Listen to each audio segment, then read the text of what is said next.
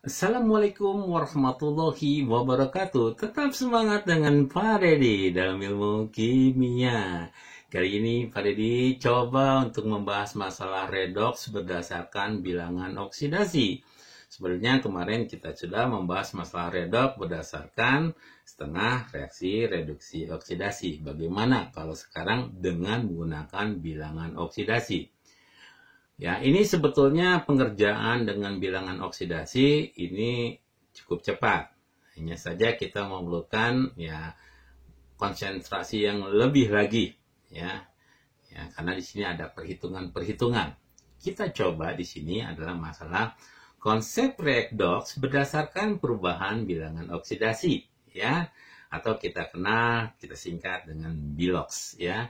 Bilangan oksidasi atau tingkat oksidasi suatu unsur adalah besarnya muatan ya, bisa berharga positif, bisa juga berharga negatif ya, yang diberikan oleh atom-atom dalam pembentukan suatu molekul atau ion ya. Biloks ini sama dengan valensi, adalah ukuran kecenderungan kemampuan setiap atom untuk melepaskan atau menerima elektron. Jadi untuk mencapai kestabilan kita ketahui bisa melepaskan, bisa juga menerima elektron ya dalam pembentukan suatu senyawa. Ada beberapa hal yang perlu diketahui ya untuk biloks ini adalah ya, kita harus tahu bagaimana bilangan oksidasi itu disusun dan kemudian berdasarkan perbedaan keelektronegatifan unsur dalam senyawa. Nah, ini poin-poin tersebut kalian harus hafal ya. Yang pertama adalah bilangan oksidasi unsur bebas ada ya, unsur bebas seperti Na, Mg, H2, P2, S8 adalah 0. Jadi unsur bebas itu bilangan oksidasinya 0. Untuk mudahnya lagi, yang bagaimana sih yang bebas itu? Ya mungkin dengan gaya anak remaja dikatakan yang jomblo gitu, yang sendiri ya. Pokoknya yang sendiri itu adalah 0. Tadi dikatakan bahwa Na sendiri, maka dia akan 0 ya. Mg sendiri 0. H2 hanya ada 2, tapi H dengan dirinya sendiri, maka sendiri dikatakan ya, atau H dengan bayangannya. P4 bahkan S8 pun adalah 0. Pokoknya intinya kalau ya unsur tersebut dalam kondisi sendiri, maka bilangan oksidasinya adalah 0. Kemudian bilangan oksidasi unsur bebas bermuatan, maka sama dengan muatannya ya. Unsur bebas bermuatan ya sama dengan muatannya. Ya, kalau kalian, Pak saya masih jomblo, berarti saya 0 dong. Bilangan oksidasinya betul. Ya, kamu bebas untuk melakukan sesuatu. Tapi nanti kalau misalnya Bapak bilang, nanti kamu pulang sekolah, datang ke ruangan Bapak. Apakah kalian bebas? Enggak. Nah, Bapak beri muatan di situ. Jadi Anda pulang sekolah, datang ke ruangan Pak Deddy. Ya, berarti ya yang tadi jomblo, yang bebas sekarang bermuatan. Sama dengan muatannya. Jadi apa yang nanti diperintahkan oleh Pak Deddy? Bilangan oksidasi unsur bebas bermuatan maka sama dengan muatannya. Bilangan oksidasi K+, nah di sini plus, maka bilangan oksidasinya adalah plus 1. Bilangan oksidasi O2- berarti bilangan oksidasinya adalah min 2. Jadi sesuai dengan muatannya. Bilangan oksidasi unsur golongan 1A, ini golongan utama, dalam senyawa adalah plus 1. Ya, karena golongan utama, maka dia adalah sesuai dengan golongannya, plus 1. Begitu pula dengan golongan 2, dalam senyawa adalah plus 2. Ya, ada lagi nanti golongan 3, maka plus 3. Ya. Kemudian, ya, kita lihat lagi yang lainnya adalah bagaimana bilangan oksidasi unsur 7A. Ya, 7A. Ya. Kalau kita lihat 7A kan konfigurasi elektronnya kan 287 gitu kan, atau 27 gitu kan, berarti dia kekurangan 1 elektron, maka elektron akan masuk ya dalam senyawa biner dengan catatan dalam senyawa biner. Maka ya golongan 7A yaitu terdiri daripada fluor, klor, brom, yodium adalah minus 1 dalam senyawa biner. Ya, Bapak tegaskan lagi dalam senyawa biner. Ya, sedangkan unsur golongan 6A, kalau 6A misalnya misalnya nomor atomnya adalah 8, 26, kurang berapa? Kurang 2. Maka senyawa tersebut adalah min 2. Ya. Bilangan oksidasi H dalam senyawa adalah plus 1. Ini penting sekali. Kalian harus menguasai ini. Bilangan oksidasi atom H dalam senyawa adalah plus 1.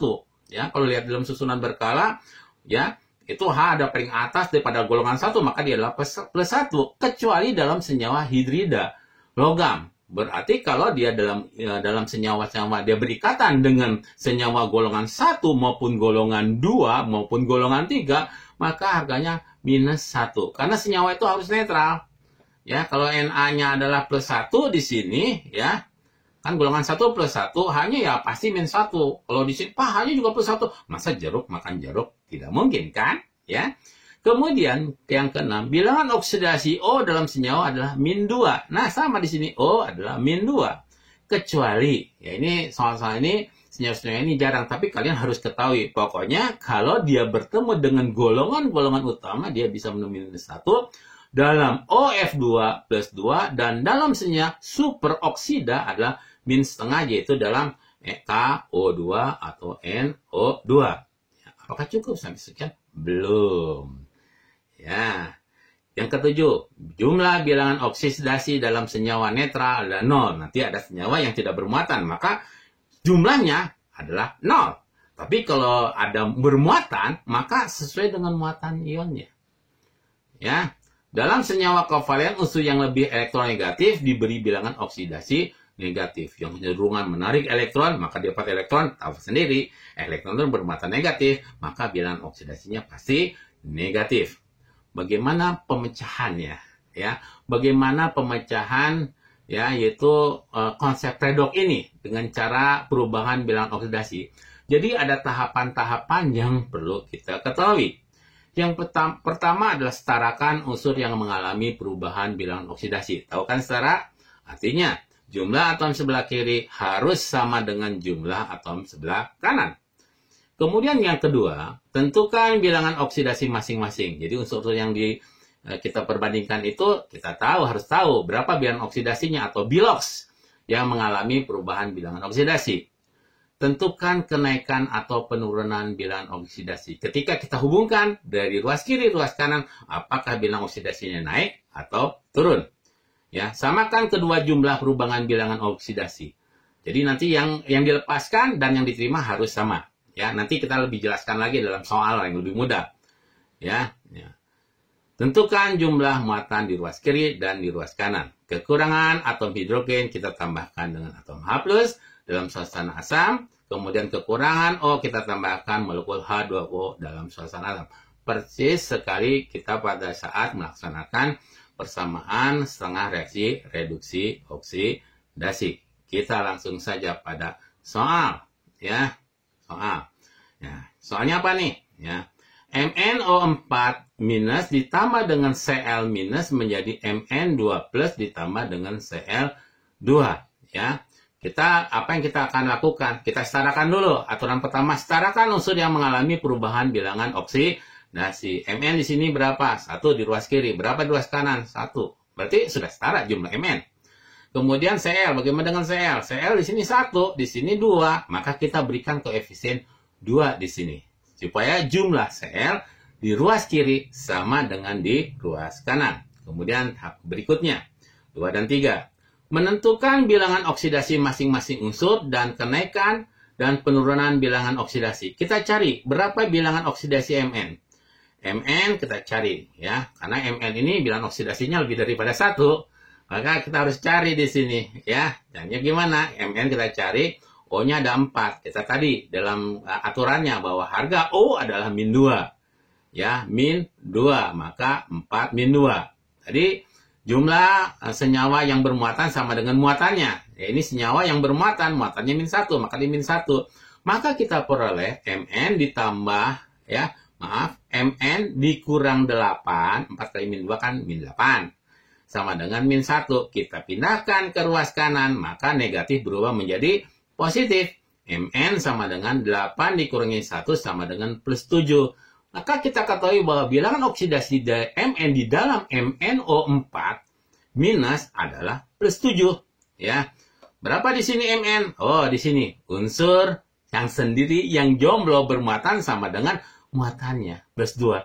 Maka terjadi perubahan plus 7 ke plus 2, turun minus 5. Ya, nah kita kembali lagi. Cl, ya, Cl ini min 1, berarti sini 2, berarti min 2. Ya, ini ya, unsur sendiri bermuatan sama dengan muatannya. Karena ada 2, berarti min 2. Sel ini 0, karena dia dengan bayangannya. Min 2 ke 0 naik. Naik plus 2. Ya, kalau tadi turun min 2, sekarang naik plus 2. Maka di sini plus 2. Tadi dikatakan samakan kedua jumlah perubahan bilangan oksidasi. Ini harus sama, supaya sama yaitu tadi di sini kan 5, di sini kan selisihnya min 2 nih. Berarti min 5 dikalikan dengan 2. Di sini nah selisihnya kan 2 kalikan 5. Kita balik saja. Ya, supaya jadi min 5 kali 2 kan 10. 2 kali 5 berarti 10. Jadi kalau di sini Bapak ulangi plus 7 dengan plus 2 kurang 5. Min 2 ke 0 gitu kan. Kurang 2, maka langsung saja kita kalikan. Ya, min 5 kali 2 ya. Min 5 kali 2 plus 2 kali 5. Tahapan 2 dan 3 ini sangat menentukan sekali bahwa persamaan reaksi redoks ini dapat berlangsung dengan baik. Oleh karena itu, Bapak ulangi lagi bahwa untuk MnO4- ini tadi telah dijelaskan dia mempunyai bilangan oksidasi adalah plus 7.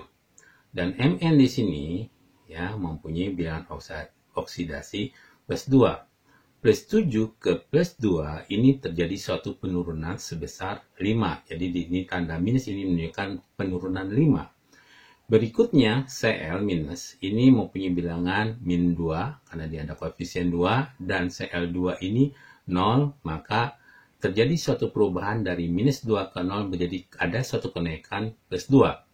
Tadi telah Bapak jelaskan bahwa elektron yang diterima harus sama dengan elektron yang dilepas, maka min 5 kita kalikan dengan 2, jadi Mn-nya kita kalikan dengan 2. Mn ini dan Mn ini kita akan kali 2. Maka kita akan memperoleh 2 MnO4- dan 2 Mn2+. Sedangkan untuk Cl kita kalikan 5. Ya, maka kita akan memperoleh 5 kali 2 jadi 10 Cl-, 5 kali 1, 5 Cl2. Selanjutnya, ikuti tahap-tahap berikut. Kita lanjutkan lagi. Ya. Yaitu tahapan keempat ya. Setelah Bapak kalikan tadi ya, kita akan mempunyai bahwa di sini ya 2 MnO4- ditambah dengan setelah dikali 10 Cl- menjadi 2 Mn2+ ditambah 5 Cl2 ya. Kita tentukan muatan sebelah kiri. Di sini kan minus 2 nih. Sini minus 10. Berarti minus 12 di ruas kiri. Ruas kanan di sini 2 plus 2, jadi adalah plus 4. Di sini muatannya 0, maka jumlahnya plus 4. Berapa selisihnya antara min 12 ke 4? Ya, selisihnya itu adalah minus 16. Maka karena di sini minus 16, ya di ruas kiri bermuatan minus 16, maka kita tambahkan, maka harus kanan ditambahkan 16 ion H+. Ya, karena di sini selisihnya 16 ya, minus 16 ya, maka di sini tambahkan 16H+. Kalau di sini tambahkan 16H+, berarti di sini kekurangan H. Kekurangan H ya, kekurangan di sini ya. Maka di sini 16H+, maka di sini adalah 8H2O. Berarti supaya jumlahnya menjadi 16 ya. Nanti kalau kita merubah ke dalam suasana basa ya caranya sama dengan setengah reaksi reduksi oksidasi ya. Selanjutnya ada cara lain lagi adalah bagaimana kalau cara perubahan bilangan oksidasinya ya pada senyawa autoredoks di posisi ya di proporsionasi ya. Ini adalah bilox ya. Kita setarakan dulu di sini. Ini kan Cl. Cl-nya Cl2. Oke, Bapak pecah saja di sini. Pecah di sini berarti dia perlu 2 supaya setara. Ini juga Cl2 kita setarakan ini 2 ClO-.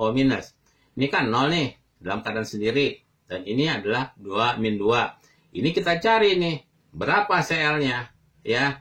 Nah, O di sini 2 Cl ditambah 2O min 2. O kan harganya min 2 sama dengan min 2. Kita pindahkan di sini, maka Cl di sini adalah yang satu adalah plus 4. Ya, di sini adalah plus 4 karena pindahkan dikurangi 2 jadi plus 2. Di sini jumlahnya adalah 0. Di sini jumlahnya adalah min 4 ya. Nah, itu kan. Ya. Kemudian berikutnya lagi adalah ya, jumlah muatan di sebelah kiri adalah sama dengan 0 tadi, udah kan? Jumlah muatan di sebelah kanan adalah min 4, ya. Nah, berarti kekurangan 2 atom O dong di sebelah kiri, maka kita tambahkan 2H2O yang sebelah kiri. Kalau ditambahkan 2H2O, maka yang kanan kekurangan 4, maka ditambahkan 4H+. Ini dalam suasana asam. Jadi ini setelah selesai nih persamaan reaksinya nih. Ya. Dalam suasana basa tambahkan ruas kiri ruas kiri dan kanan, tambahkan OH- sesuai dengan banyak hanya H+. Kalau kita ingin tahu, kita ingin dalam suasana basa bagaimana? Tambahkan banyaknya H berapa? 4H+, maka tambahkan ruas kanan ditambahkan 4OH-, di sebelah kiri tambahkan 4OH-, di mana 4H+ ditambah 4OH- menjadi 4H2O, ya. Kekurangan molekul H2O sebelah kiri dengan sebelah kanan adalah ya di sini jadi 2H2O ditambah 4OH- ya. Di sini menjadi 4H2O. Maka yang lebih banyak mana di sini? Berapa lebihnya? 2. Maka di sini H2O-nya hilang, maka di sini tersisa 2H2O. Maka persamaan tersebut menjadi 2Cl2 ditambah 4OH- menjadi 2Cl- ditambah 2ClO- ditambah H2O. Mudah-mudahan kalian bisa pahami. Kalau belum, ulangi dan nanti tanyakan kepada Pak Didi. Ya, sekian dulu dari Pak Didi. Ya, Assalamualaikum warahmatullahi wabarakatuh. Tetap semangat.